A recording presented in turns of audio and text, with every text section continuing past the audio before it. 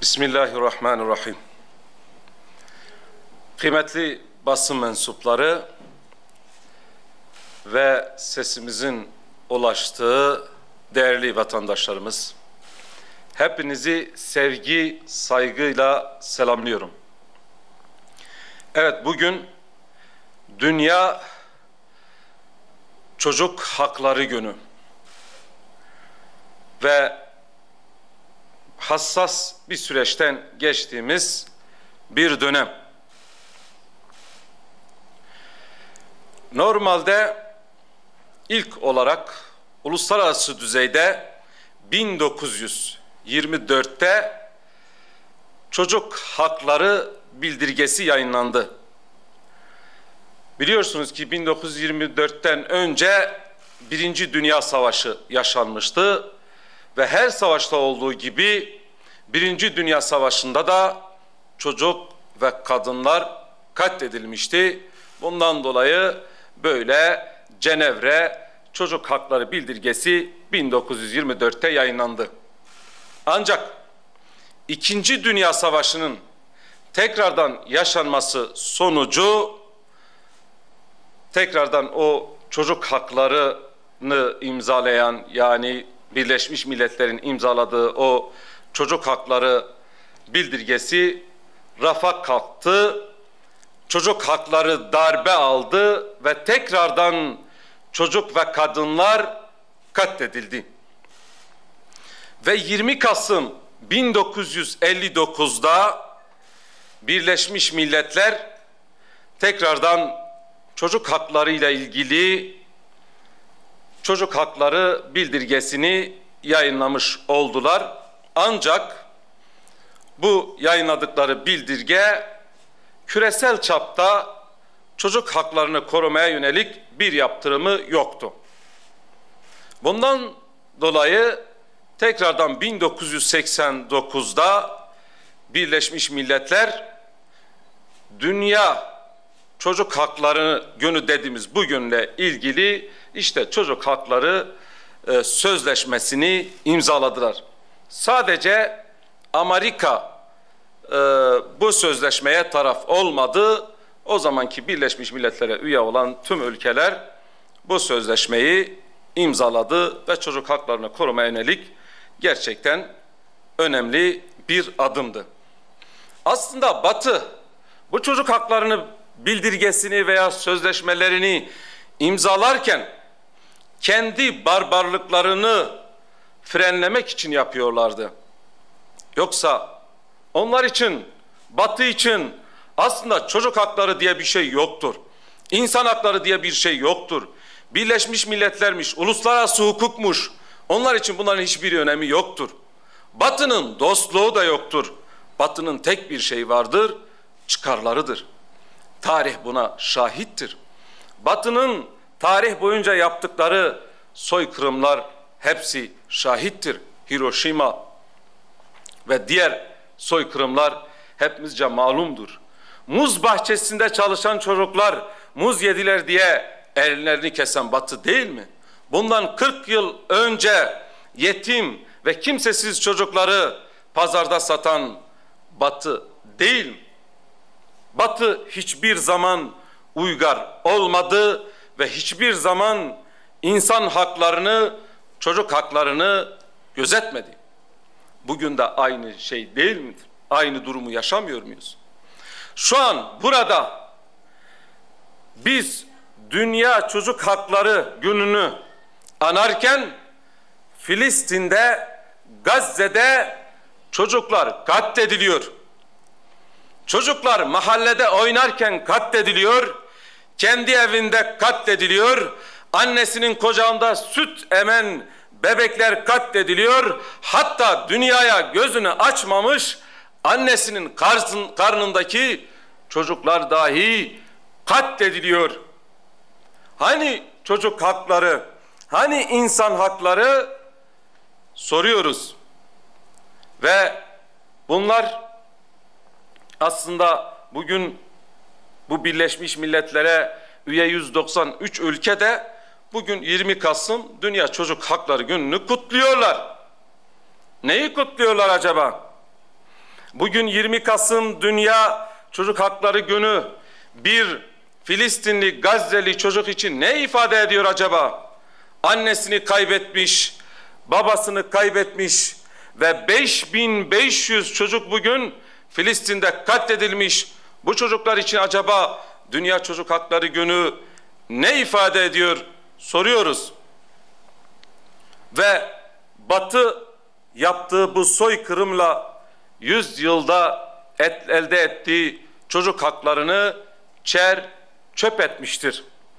Artık bugünden sonra insanlık Birleşmiş Milletler'in yaptıkları ya da bu insan haklarından bahseden, uluslararası hukuktan bahsedenler, insanlık artık buna güvenir mi? Bugün Gazze'de yaşanan soykırımdan daha büyük olan soykırım, bu vahşete, bu katliama sessiz kalmaktır. Dünya düzenini bozan bu Siyonistlere karşı sessiz kalmaktır. Değerli basın mensupları, İslam medeniyeti değil 100 yıl önce, 14 asır önce Hazreti Muhammed aleyhisselatu vesselam şöyle bir çağrı yaptı tüm insanlığa. Sadece bir süreliğine değil, evrensel olarak kanunlaşmış, imzalanmış, kaşelenmiş ve hiçbir şekilde çiğnenmeyen bir kural, savaş ahlakı öğretiyor. Peygamber aleyhissalatü vesselam her savaşa çıkmadan önce eshabını toplar ve şunu derdi: sakın ha çocuklara karışmayın, kadınlara karışmayın, yaşlılara karışmayın, kendi evlerine sığınanlara karışmayın diyordu. Ve bu medeniyet 1400 yıl önce Peygamber aleyhissalatü vesselam tarafından bize emir olarak telakki edilmiş. Değerli basın mensupları, o zaman toplum tarafından kız çocuklar diri diri gömülürken Peygamber aleyhissalatü vesselam o kız çocuklarını alır, omuzlarına alır, Medine sokaklarında dolaşır ve kızla erkeği aynı eşit haklara sahip olarak, evlat olarak tanırdı. Ve peygamberden önce yapılan savaşlarda ilk çocuklara ve kadınlara saldırı yapılırdı ve peygamberin yaptığı savaş ahlakından biri de ilk olarak kadın ve çocuklara saldırıyı yasakladı. Bizim medeniyetimizde bu hakların hepsi vardır. Bunlar 100 yıllık bu haklardan bahsettiler ama hepsi helvadan put misali, ne zaman çıkarlarına ters düştülerse ne çocuk, ne kadın, ne yaşlı tanımadılar. Bugün Gazze'de insanlık suçu işleniyor. Hastanelere saldırılar yapılıyor. Şifa Hastanesi'nde 39 çocuk, prematüre çocuk, elektrik olmadığından dolayı yaşamlarını, hayatlarını kaybettiler. Ve bugün işte 20 Kasım Dünya Çocuk Haklarını kutlayanlar bu soykırımın failleridirler çoğu ülkeler. Bizzatihi Siyonistlerin işlediği bu soykırımı destekliyorlar. Ve biz inşallah bu soykırımı her yere duyurmaya devam edeceğiz. Bunu asla ama asla unutmayacağız ve her zaman bunu dile getirmeye de devam edeceğiz. Değerli basın mensupları, bugün bu çocukların katledilmemesi için, bu soykırımların yaşanmaması için Gazze'de yaşanan olayları doğru okumak lazım. Gazze'de yaşanan soykırım doğru okunmazsa bu soykırımlar her zaman tekrar edecektir. Siyonistler sadece Müslümanlar için bir tehdit değildirler. Tüm insanlık için bir tehdit oluşturuyorlar. Gazze'deki katliamlar yeni değil. 1917'den İngilizlerin Filistin'i işgal ettikten sonra yaşanan katliamlardır, işgallerdir. Ve Aksa tufanı harekatı olarak başlatılan 7 Ekim meselesi de sadece 7 Ekim'de başlamış bir mesele değildir. Filistin'de işgalci İsrail'in 75 yıllık yaptığı işgallerin ve bu işgaller sonucu oluşan öfkenin bir patlaması sonucudur.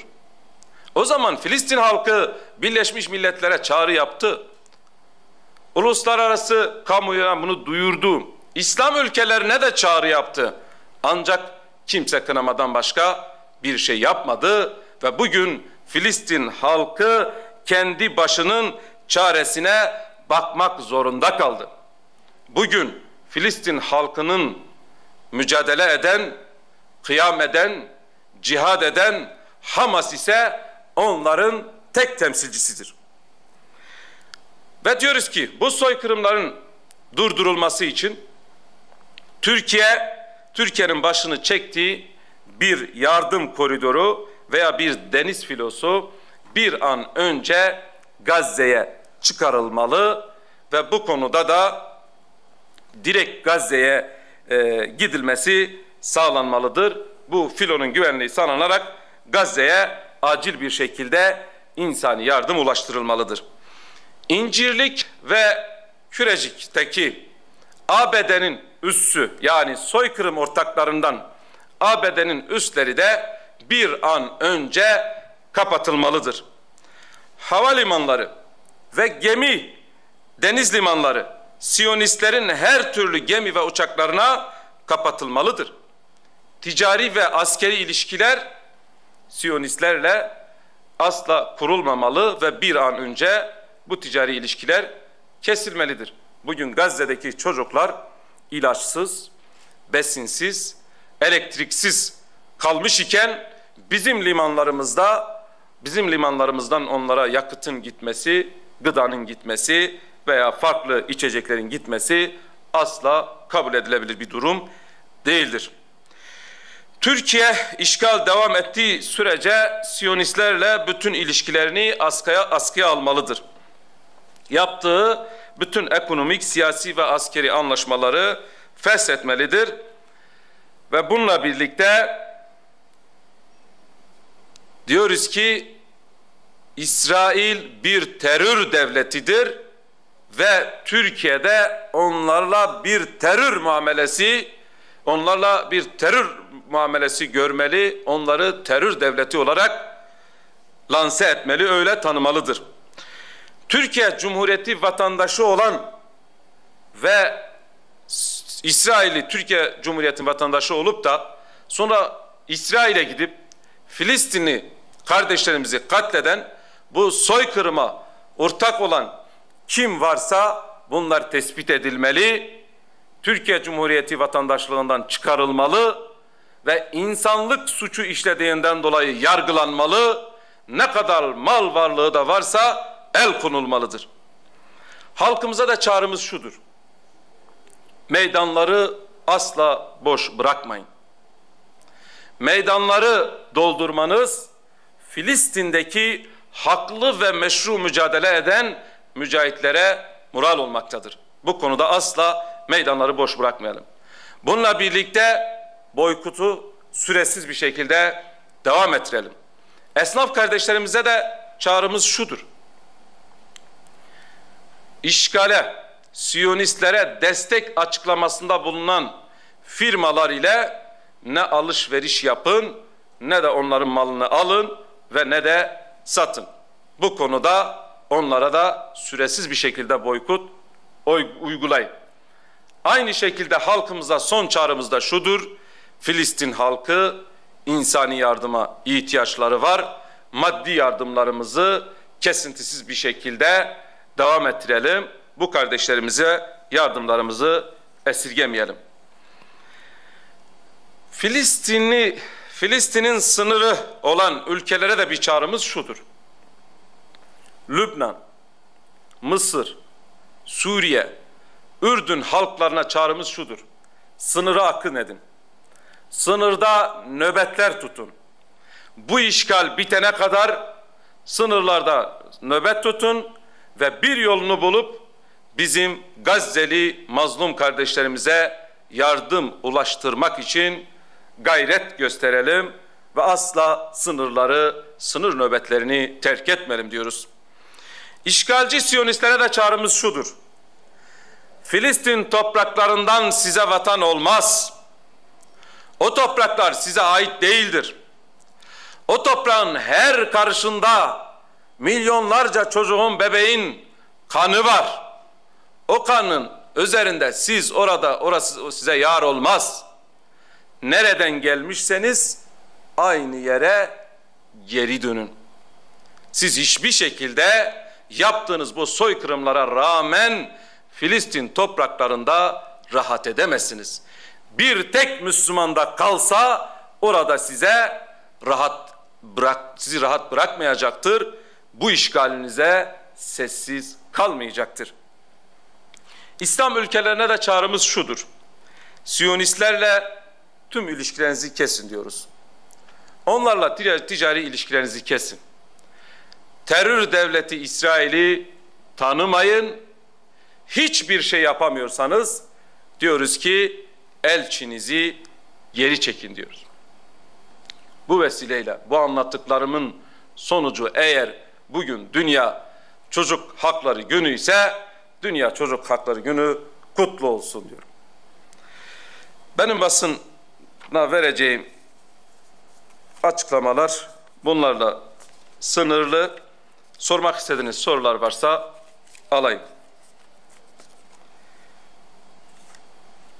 Evet, teşekkür ediyorum. Sağ olun, var olun.